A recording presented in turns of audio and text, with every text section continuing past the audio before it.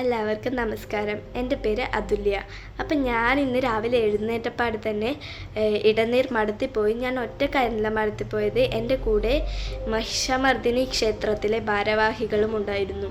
ഞാൻ ഇന്ന് മഠത്തിൽ പോകാനുള്ള കാരണം എന്ന് പറയുന്നത് മഹിഷമർദിനി ക്ഷേത്രത്തിൽ വരുന്ന മെയ് 5, 6 തീയതികളിൽ ചണ്ഡികാ യോഗവും മൂടപ്പ സേവയും നടക്കുന്നതാണ്.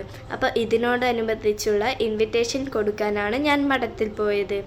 അപ്പം ഞാൻ മഠത്തിലെത്തിയപ്പോൾ തന്നെ അവിടുത്തെ ദക്ഷിണമൂർത്തി ദേവനെ തൊഴുതു വന്ദിക്കുകയും അത് കഴിഞ്ഞ് ഞാൻ അവിടെ മുൻപുണ്ടായിരുന്ന മഠാധിപതിയായ ശ്രീ ശ്രീ കേശവാനന്ദ ഭാരതി സ്വാമിജിയുടെ പാദുകത്തെ തൊട്ട് വന്ദിക്കുകയും അദ്ദേഹത്തിൻ്റെ ഫോട്ടോയെ നമിക്കുകയും ചെയ്തു. പിന്നീട് ഞങ്ങൾ ഈ മഠത്തിൻ്റെ പ്രകൃതി ഭംഗി ആസ്വദിക്കുകയും ഈ മഠം എന്ന് പറയുന്നത് വളരെ അധികം പ്രകൃതിയോട് ഇണങ്ങിയതുമാണ് എന്ന് തിരിച്ചറിഞ്ഞു.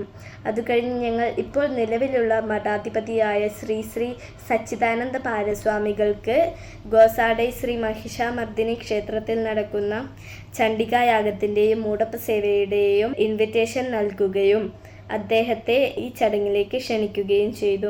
അത് കഴിഞ്ഞ് അദ്ദേഹത്താൽ നിന്ന് അനുഗ്രഹം വാങ്ങുകയും പ്രസാദം വാങ്ങുകയും ചെയ്തു. അപ്പോൾ ഈ വരുന്ന 5, 6 തീയതികളിലെ മൂടപ്പ സേവയിലേക്ക് ചണ്ഡികായാഗത്തിലേക്കും നിങ്ങളേവരെയും ഞാൻ സാദരം ക്ഷണിച്ചു കൊള്ളുന്നു.